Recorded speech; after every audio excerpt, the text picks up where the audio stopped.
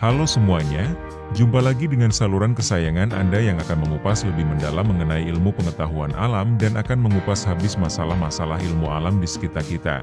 Hanya di Belajar 5 Menit Ilmu Pengetahuan Alam atau BEL Mini IPA.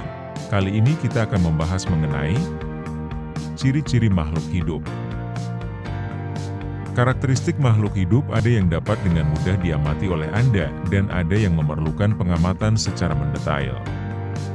Beberapa karakteristik umum dari makhluk hidup adalah memiliki kemampuan untuk bergerak, tumbuh dan berkembang, memiliki kemampuan untuk bereproduksi, menanggapi rangsangan dari lingkungannya, mengambil dan menggunakan energi, memiliki kemampuan bernapas, menghasilkan limbah atau ekskresi, dan tubuh tersusun dari satu atau banyak sel. Mari kita amati satu persatu contoh ciri-ciri dari makhluk hidup itu. Misalnya, makhluk hidup memiliki kemampuan untuk bergerak.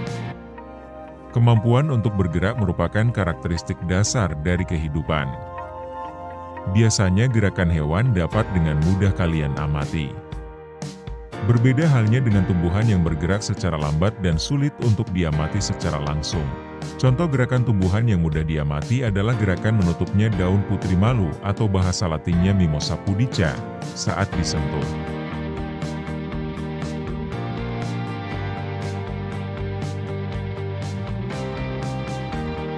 Selanjutnya, bahwa makhluk hidup dapat tumbuh dan berkembang. Sesuatu disebut makhluk hidup berarti mereka dapat tumbuh dan berkembang. Hal ini berarti menjadi lebih besar, lebih rumit atau keduanya. Beberapa makhluk hidup dapat tumbuh sangat lambat, namun beberapa makhluk hidup tumbuh lebih cepat. Pada saat kalian menanam sebuah biji yang tumbuh menjadi kecambah di dalam tanah, maka beberapa hari kemudian akan tumbuh. Setiap hari tinggi dari kecambah akan bertambah sampai dengan terbentuk daun dan tumbuh menjadi tumbuhan yang lebih besar. Bagaimana dengan makhluk hidup memiliki kemampuan reproduksi? Semua makhluk hidup dapat melakukan reproduksi. Hal ini menunjukkan bahwa mereka dapat menghasilkan keturunan yang mirip dengan induknya. Reproduksi dapat terjadi secara seksual dan aseksual. Reproduksi seksual melibatkan pertemuan sel kelamin jantan dan sel kelamin betina.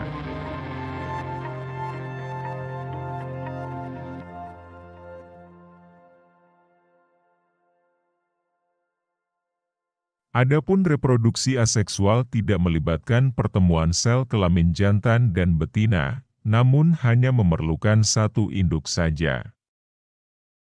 Selanjutnya, bahwa makhluk hidup menanggapi rangsang. Makhluk hidup memberikan tanggapan terhadap perubahan lingkungan. Perubahan lingkungan internal dan eksternal disebut dengan stimulus. Reaksi terhadap perubahan lingkungan disebut dengan respons. Jika Anda tanpa sengaja memegang air panas, dengan cepat tangan ditarik kemudian Anda berteriak. Stimulus dalam kasus ini adalah suhu panas dan respons adalah menarik tangan dan berteriak. Respons terhadap stimulus pada tumbuhan lebih sulit diamati dibandingkan hewan. Gerak tumbuhan seperti bunga matahari, Helianthus annuus, mengikuti arah datangnya cahaya merupakan contoh tumbuhan dalam menanggapi rangsang. Stimulus dalam kasus ini adalah cahaya matahari dan tanggapannya adalah berubahnya posisi bunga matahari mengikuti arah datang sinar matahari. Selanjutnya, makhluk hidup mengambil dan menggunakan energi. Makhluk hidup mengambil dan menggunakan energi untuk bergerak, tumbuh, berkembang biak dan menjalankan fungsi tubuh lainnya. Tumbuhan menggunakan energi matahari untuk menjalankan proses fotosintesis. Berikutnya, bahwa makhluk hidup dapat bernapas. Hewan memerlukan oksigen untuk bernapas atau respirasi. Oksigen yang dihirup oleh hewan digunakan untuk mengoksidasi atau membakar zat makanan di dalam sel sehingga dihasilkan energi. Zat sisa dari proses oksidasi ini adalah karbon dioksida dan uap air.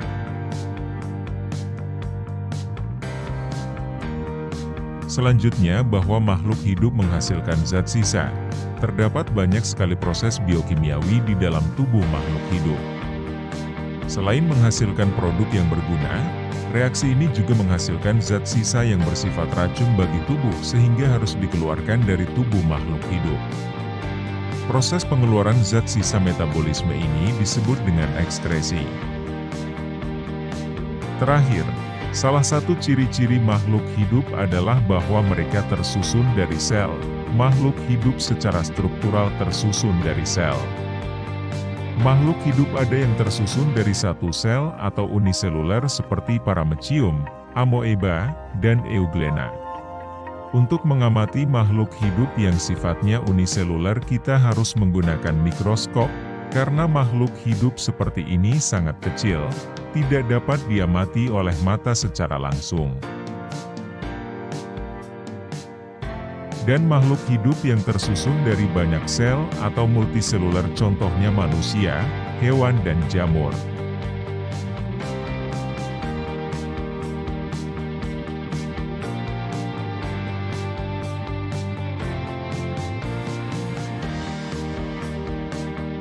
Baik, itu saja pembahasan kita untuk saat ini mengenai ciri-ciri makhluk hidup.